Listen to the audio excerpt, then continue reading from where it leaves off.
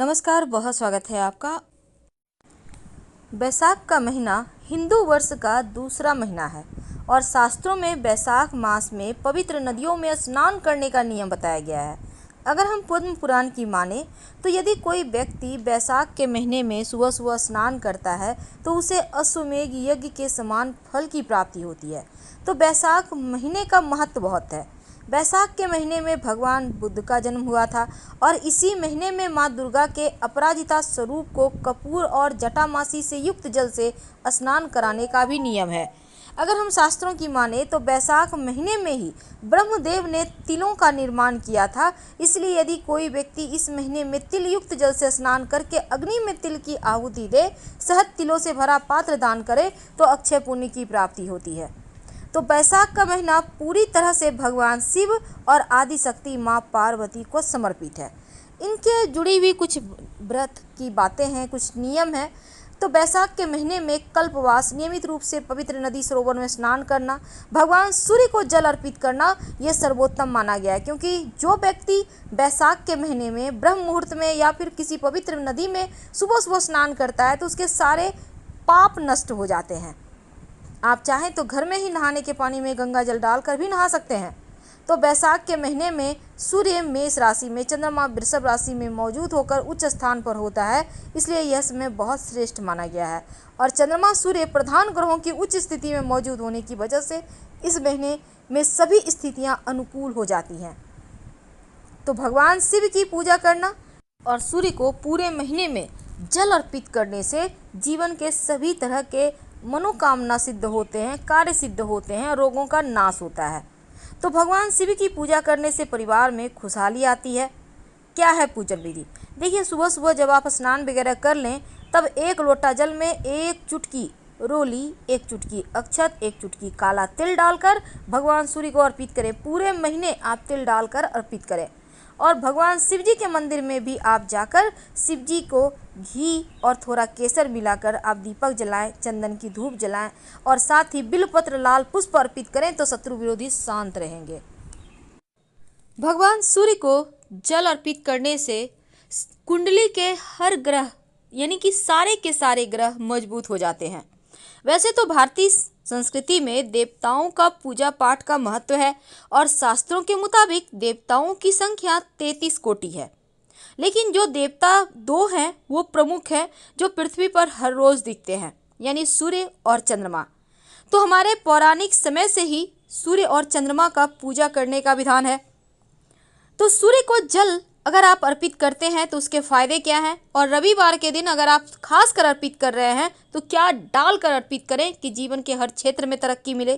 देखिए, भगवान सूर्य को जब आप अर्पित करते हैं जल तो आपकी आंखें स्वस्थ रहती है। जल देते समय अगर आप जल पात्र को सिर के सामने रखें और गिरते हुए जल से आप अगर सूर्य को देखें तो नेत्र की जो दोष होते हैं ना वो समाप्त हो जाते हैं।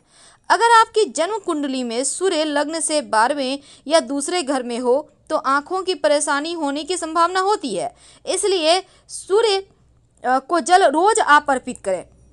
लेकिन सूर्य को जल अर्पित करने से आपकी नौकरी में भी उन्नति होती है, आपका कॉन्फिडेंस बढ़ता है, आपके जो उच्चाधिकारी वो आपसे प्रसन्न रहते हैं और सूर्य को जल अर्पित करने से आपके पिता का साथ मिलता है, क्योंकि सूर्य को राजा, राजकीय क्षेत्र, पिता, नौकरी में अधिकारी का कारक माना गया है।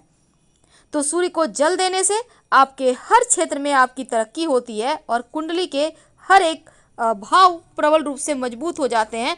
लेकिन सूर्य को जल अर्पित करने का सही तरीका क्या है, कौन सा लोटा यूज करेंगे, ये भी सवाल है। देखिए, लोटा तो वैसे आप तांबा का यूज करें तो बहुत अच्छा, नहीं तो आप पीतल का लोटा भी यूज कर सकते हैं। लोटे में विशेष वस्तुएं डालकर अगर इस दिन भगवान सूर्य को विशेष तरीके से जल अर्पित किया जाए तो आपकी हर मनोकामना भी पूरी होती है और जीवन की हर कठिनाइयां दूर होती है, क्योंकि अकेला सूर्य कुंडली के सभी ग्रहों को मजबूत कर देता है।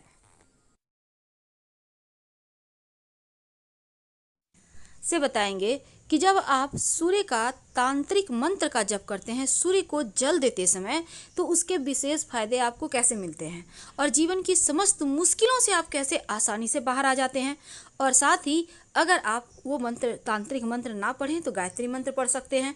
आप ओम आदित्याय नमः का जप कर सकते हैं। गायत्री मंत्र तो हर किसी को पता है। और आप कोई भी मंत्र पढ़ें, पर पढ़े जरूर, क्योंकि मंत्र में जो शक्ति है वो आपको जीवन के कठिनाइयों से बाहर निकलने में मदद करेगा। वैसे ओम घृणी सूर्याय नमः इस मंत्र का भी जप कर सकते हैं, या फिर गायत्री मंत्र ओम भूर्भुवः स्वः तत्सवितुर्वरेण्यं भर्गो देवस्य धीमहि धियो यो नः प्रचोदयात् इसका भी जप कर सकते हैं। लेकिन एक बात याद रखिए, सूर्य को कभी भी बिना स्नान किए अर्घ्य मत दीजिएगा। और साथ ही अगर आप सूर्य को रोज जल अर्पित करें तो ये सर्वोत्तम होगा। अगर सूर्य के सामने खड़े होकर रोज 27 बार गायत्री मंत्र पढ़े तो जीवन में कष्ट ही नहीं आएगा। अगर ग्रहों की बुरी चाल से कष्ट आ भी जाए तो भगवान की कृपा से वो आपके हाथ पकड़कर आपको कष्टों से बाहर निकाल लेंगे, आपको तमाम परेशानियों से मुक्ति दिला देंगे। बस एक बार सूर्य के शरण में आकर तो देखिए, क्योंकि वो कुंडली के हर दुर्योगों को समाप्त कर देते हैं, क्योंकि सूर्य राजा हैं ग्रहों के। सूर्य का मंत्र बोले, ओम एहि सूर्य सहस्त्रांशो तेजो रासे जगतपते अनुकंपे मां भक्त्या गृहणार्थ दिवाकर। इस मंत्र का जप करके सूर्य को जल अर्पित करें। इसके बाद सीधे हाथ की अंजुरी में जल लेकर अपने चारों ओर छिड़के। फिर जहाँ पर आप खड़े हैं वहीं पर आप खड़े होकर हनुमान चालीसा पढ़े। लेकिन अगर पितृदोष हो तब पितृदेवों के निमित्त उनको प्रसन्न करने के लिए लोटे में सूर्य को जल अर्पित करने के बाद 1 लोटा जल में 1 चुटकी काला तिल डालकर आप दक्षिण दिशा की तरफ पितृदेवों के निमित्त जल अर्पित कर दें। इससे पितृदेव संतुष्ट होंगे और उनको जो वो जिस चीज़ की चाहत से आपके पास आए हैं उनको तृप्ति मिलेगी और आशीर्वाद बरसा कर ही जाएंगे। अगर आपका पैसा किसी ने ले लिया है, कहीं फंस गया है, कोई वापस नहीं कर पा रहा, या फिर आपका पैसा कहीं ब्लॉक है, आप चाहते हैं कि आपका पैसा आपको मिल जाए, तब जब आप भगवान सूर्य को जल अर्पित करें तो रविवार के दिन से शुरू करके, अगर आप महिला हैं तो लगातार 21 दिन, अगर आप पुरुष हैं तो लगातार 27 दिन ये प्रक्रिया करना है। जल में 11 लाल मिर्च के बीज या फिर 1 चुटकी लाल मिर्च के बीज डालकर अर्पित करें। भगवान से प्रार्थना करें शीघ्र धन प्राप्ति के लिए। अगर मंगल कमजोर हो तो जल में शक्कर या फिर गुड़ डालकर अर्पित करें तो आपका मंगल बेहतर होता है, जीवन में कष्ट कम होते हैं। शत्रु विरोधी ज़्यादा परेशान करे, आपको लगे कि शत्रु बहुत ज़्यादा परेशान कर रहे हैं, तब जल में लाल गुड़हल के पुष्प डालकर सूर्य को अर्पित करें तो शत्रु विरोधी शांत हो जाते हैं। अगर वैवाहिक जीवन में समस्या है या फिर आपका विवाह नहीं हो पा रहा है, तब जल देते समय सूर्य को जल में 1 चुटकी हल्दी डालकर अर्पित करें। जो विद्यार्थी हैं पढ़ाई पे फोकस करने के लिए, पढ़ाई में अच्छा करने के लिए जब सूर्य को जल अर्पित करें तो उसमें स्याही डालकर अर्पित करें। ज़्यादा नहीं, 1-2 बूंद डालकर अर्पित करें तो पढ़ाई लिखाई में मन भी लगेगा और आपका खूब तेज बढ़ेगा। ज्योतिष में इन चीज़ों का पालन करने से जीवन के कष्ट कम होते हैं। सूर्य को जल देते समय अगर आप लाल चंदन या रोली डालकर अर्पित करें तो फिर आपका अच्छा स्वास्थ्य रहता है। और जल अर्पित करते समय गायत्री मंत्र का जप कीजिएगा। आप चाहें तो इसमें 1 चुटकी अक्षत भी डाल सकते हैं। जब जीवन में लगे कि कष्ट ज़्यादा हो रहा है, जीवन में आप चाहते हैं कि सभी ग्रह आपके अनुकूल ही फल दे, सभी ग्रह को प्रसन्न करने की बजाय अगर आप सिर्फ सूर्य की आराधना करें तो आपका भाग्य उदय होने लगता है। कुछ लोगों के ग्रह दोष खराब होने के कारण जीवन भर उन्हें दुर्भाग्य का सामना करना पड़ता है और कड़ी मेहनत करने के बाद भी सफलता नहीं मिलती। तो रविवार के दिन 9 ग्रहों के अधिपति हैं जो सूर्य, उनका ही दिन है और इस दिन छोटा सा प्रयोग जरूर करें। वैसे इस दिन तंत्र शास्त्र में धन प्राप्ति के लिए एक रामबाण उपाय बताया गया है जो कि आपके जीवन को के जो दुर्भाग्य हैं उनसे छुटकारा आपको दिलाएगा।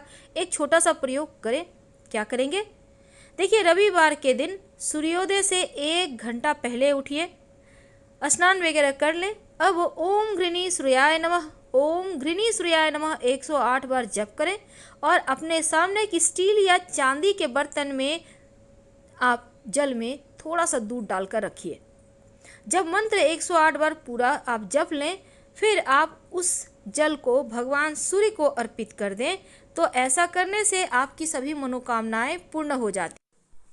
अगर उतना ना भी कर पाए तो सिर्फ 1 लोटा जल में 1 चुटकी हल्दी या फिर रोली डालें। इसके साथ 1 चुटकी अक्षत, काला तिल, थोड़ी सी मीठी वस्तु। अगर तांबे का लोटा है तो लोटे में मीठी वस्तु न डालकर हाथ में लेकर अर्पित कर दें और फिर जल अर्पित करें तो उत्तम रहेगा। हम आपसे विदा लेते हैं। जानकारी अच्छी लगे तब लाइक कर सब्सक्राइब करें, अपनों से शेयर करें, कमेंट में हर हर महादेव जरूर लिखें। धन्यवाद।